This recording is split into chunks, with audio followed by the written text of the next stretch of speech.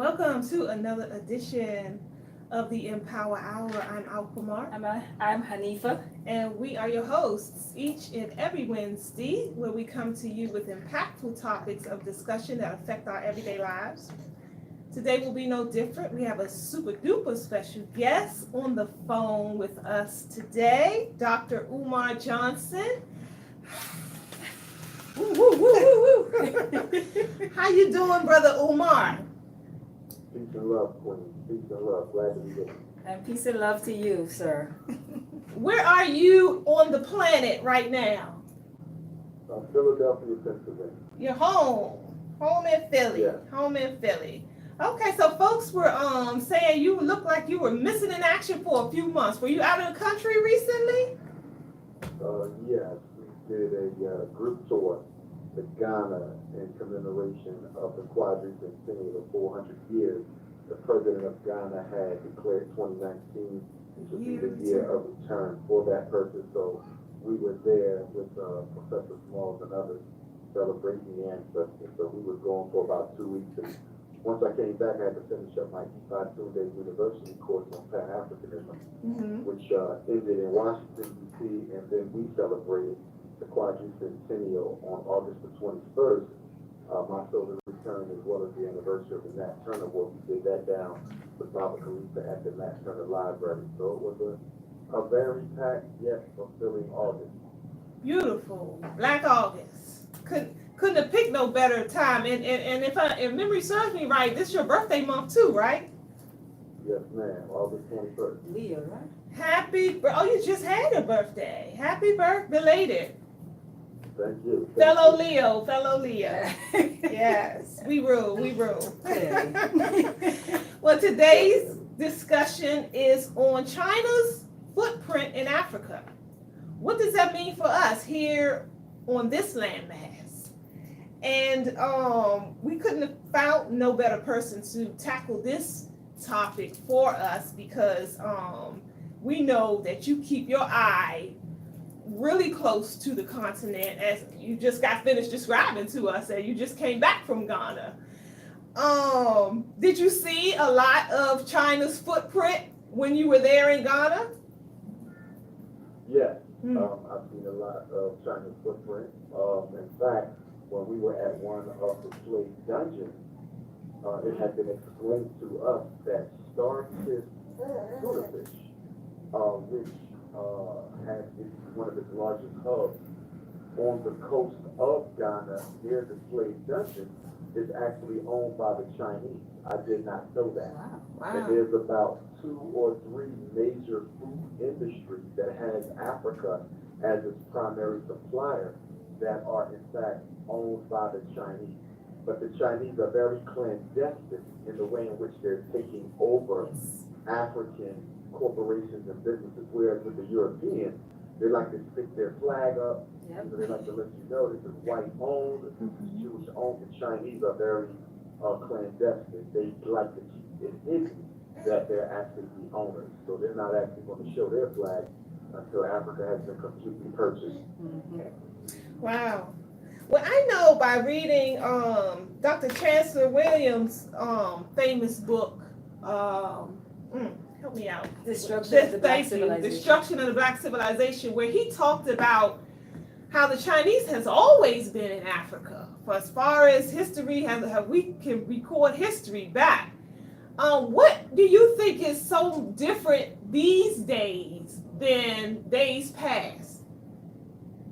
Well, they've always been there, particularly if you look at their ancestors, the relatives, the Hyksos, who came down into Africa and participated in slave trade. They were there, but they were never the primary exploiters and dominators of the continent, at least not in recent times. So the new role that China has in Africa is one of a neo-colonizer, an outright neo-colonizer, which they are hiding under the disguise of being a quote-unquote investor. And in the 21st century, the word investor has replaced the word colonizer. They do exactly the same thing. It's just that investor sounds like they're coming to help as opposed to coming to steal. And the reason so many African nations are accepting China's so-called aid, and I hate to call it aid because it's nothing but enslavement. But the reason why so many African countries are accepting it is because the terms are slightly better than the terms of the World Bank, the International Monetary Fund, France, or London. Still exploited, still not in the best interest of Africa or her people, but the terms are slightly better. Now, what China is doing also well, that they studied from their European predecessors, is that they have mastered the art of paying African heads of state and bureaucrats under the table. The Chinese are extremely corrupt at buying the loyalty and support and connection that they need. And the irony of this is that European countries, particularly America, London, and France, they are taking China to task at the level of the World Court for being so corrupt, which is interesting because it's like the pot calling the kettle black. Exactly. That's exactly how y'all exploited Africa, but now the white man wants to expose the brown man for basically learning his thinking and applying them better than he could. Wow. Wow. So, Dr. Umar, you mentioned neocolonialism, and most of us, at least who have at least read a book, we understand what colonialism is, how strategic it is, what it looks like. So, outside of China's footprint, are we seeing sort of China bring in their culture, their belief systems, all of that as part of this whole neocolonialism move? Are we seeing that on the continent? Yes, we are definitely seeing that. There's four main reasons why China is so very interested in Africa. Number one, whoever controls African resources controls the world. Mm-hmm. That has always been. The white man would not be what he is in London or America had it not been for its exploitation of African resources, beginning with its people through slavery, and then after with the resources. So everyone knows that there are certain commodities that you must have in order to operate a nation, in order to develop your technological system, in order to advance your military. Coltan, okay, manganese, the diamonds, the gold, the oil. Most of the world's untapped oil and gas reserves are in Africa. They're even estimating that Africa has more gas and oil than even the Middle East has. So you can't live without Africa. No country can survive without Africa. So whoever can control those resources actually controls everyone else around the planet. So that's number one. The geopolitical supremacy that it will give you by dominating and controlling Africa's wealth. That's the main reason why China is involved. Number two, China is overpopulated. Yeah. Overpopulated. They have almost 2 billion people living in that country. And although China is a pretty large country, it's not large enough for the 2 billion that they have. So they're constantly looking for new places to offload their excess population. What better place to do that than in Africa, where there's a lot of land and area that is underdeveloped or undeveloped that the Chinese can come in and exploit and create new communities for its poor people. That's number two. Number three, because of the devaluation of African currency, China is looking towards Africa because they'll be able to pay Africans less than what they pay Chinese. This is a critical reason for why many Chinese corporations are now relocating to Africa outside of China. It's no different than why many American corporations have left this country and have went to second and third world nations because they can save more money. They can make more because you can pay the workers less. They don't have the advanced child labor laws or the minimum wage law that we have here in America. They don't have the paid medical leave. They don't have the Home Medical Leave Act. They don't have to worry about that. So putting your corporation in Africa, where where brothers and sisters are struggling to make ends meet, they will work for whatever you can pay them because there's no other option. So that's another thing. They can really exploit the African worker. Okay, and then another reason why they're so invested in Africa is because it is a very convenient market to offload all of your cheap goods. Keep in mind, China is the Walmart of the planet. Yes. Walmart can't even compete with China. That's Anything true. that needs to be made is being made in China. Yeah, right. It's not authentic, it's not original, it may not work as well, but China is the master of the counterfeit product. Yeah. As such, China can dump tens of thousands, tens of billions of dollars worth of useless junk, fake Jordans, fake chains, fake this, bad food, basically anything that China can't sell anywhere else, they can sell in Africa. Africa is China's dollar store. Wow. And what I'm reading, I'm seeing now where they're dumping harmful chemical waste now in Africa. They're trying to fight back against the Chinese are coming over and dumping their waste that they don't want on their homeland in Africa. Well, here's the thing. To your point, the Chinese are involved in a lot of illegal mining, fishing, and drilling all throughout the continent. It's illegal, but they're getting away with it. Why are they getting away with it? They are paying locals to watch their back and to protect their interests. They're also paying off traditional rulers who are not letting the government know what they are illegally allowing the Chinese to do. So the reason they're getting away with all this, the illegal dumping, the illegal fishing, the illegal drilling, in fact, as far as the illegal dumping goes, even in Ghana we heard about that, and a lot of brothers and sisters are concerned that it's killing the wildlife. So they said the Chinese are coming in, and they are literally causing a holocaust with many of the animal populations on the continent. Why is nothing being done about it? Because they are paying people not to prosecute. Wow. Now, a lot of the infiltration, as far as, I mean, very subtle from what you explained. Could a lot of this be maybe avoided, or could there be could this be blocked by, let's say, leaders that maybe was not corrupt? Is corrupt leadership in Africa part of the problem? Yes, but let us be clear. Okay.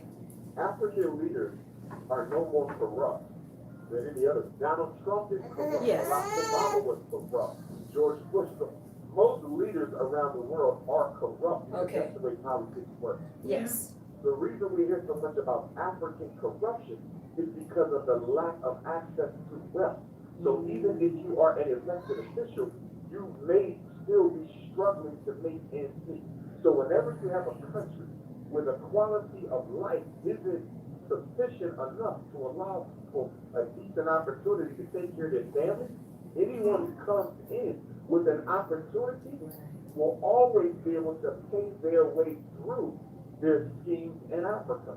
So this Chinese exploitation by way of deception and corruption, it can happen in any country. It's just that in Africa, because of colonization, see, the white man wants to blame the black politician for the corruption in Africa. Right. No, he is to blame for the corruption in Africa. Yes, sir. You're the one that colonized the country. You're the one that controls the resources. You're the one that devalues the currency. Come on. And even more recently, you're also the one that when colonization ended, and this is a very important point, when independence came to the different African countries in succession, the Europeans and the French, the Portuguese, they sabotaged their colonies on the way out the door. So what they would do, they would sabotage the water. They would blow up the different buildings that they built. They would sabotage the railroad. They made those countries almost unlivable on their way out the door. So then the new African leadership said, what are you doing? We need this. And then the white man said, well, we built this. So if y'all don't want us to keep on destroying it and sabotaging you on the way out, you're going to have to pay us for the infrastructure that we built. Now keep in mind, why do we have to pay you for anything after you have robbed us of everything from our people to our products for more than 100 years? Because they were in charge. And so African countries being desperate not to lose any more of the infrastructure that they had, they signed off on these unfair payment plans, loans, if you would, that they would have to pay to the European on his way out, so they wouldn't further sabotage the infrastructure that they built. And we see that transpiring right now in Haiti. And Haiti is another good example. Not to mention that, and they sabotaged the infrastructure in Haiti too. with the water. They was found. They actually took it to the United Nations where they found cholera, something in the water, and they had to admit that they did it. This was a few years back. To your point, America wants to exterminate the Haitian. I believe that there is a concerted effort to exterminate the Haitian population because America would love to have Haiti as a geopolitical military base so that keep an eye on Cuba and keep an eye on Venezuela and keep an eye on any other Central South American and Caribbean governments that are hostile to American foreign policy. So I believe the Haitian people need to be extremely careful. I mean, they're doing it in Africa too, but it's going to take much longer. They're doing it to Black America, but they have to be more Machiavellian because as they exterminate us, they don't want to exterminate the whites. But in Haiti, it's right in the back door of America. You know, not as large as Africa. It's extremely close. They don't have to worry about targeting white while they target Black. And so I'm very concerned about the Haitian situation. In fact, that earthquake that struck Haiti years ago, which was done by the United States government, that was one of its tactics to reduce the population there. Yeah, it was interesting how all that's one island, but Haiti was the only one that got the brunt of the earthquake.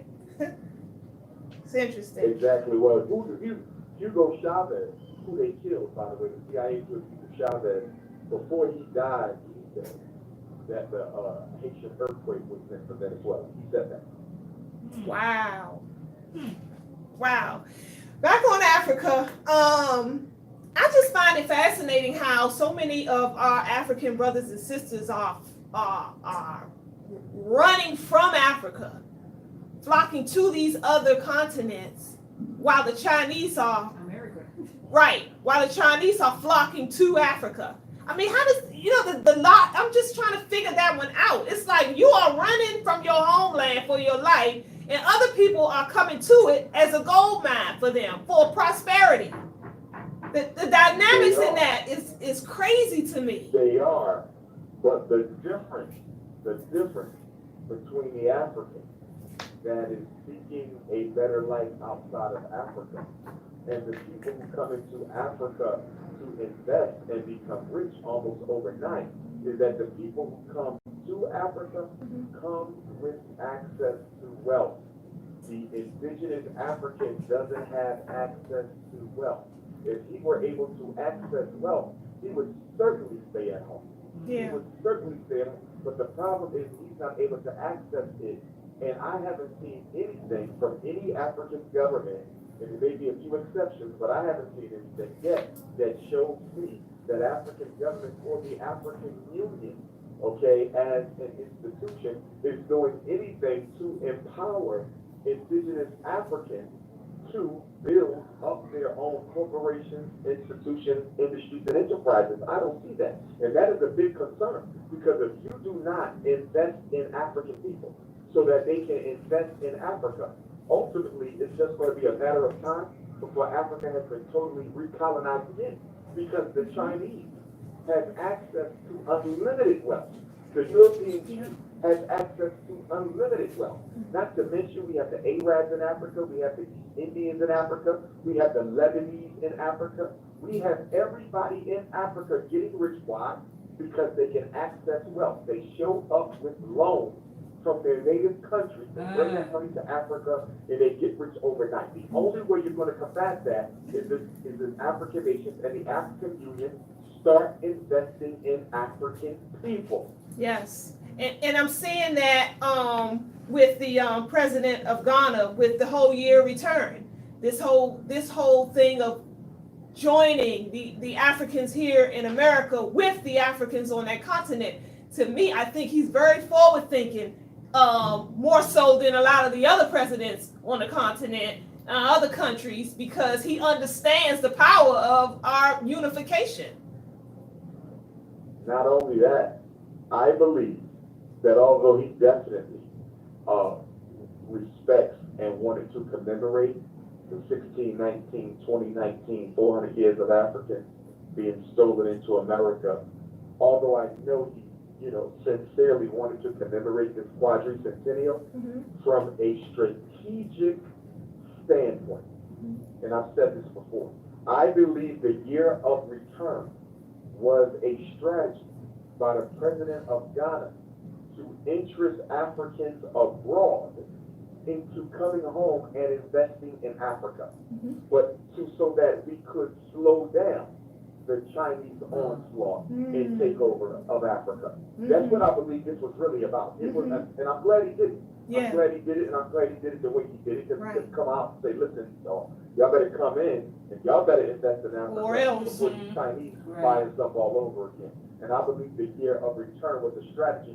to help push back on the Chinese invasion. Wow.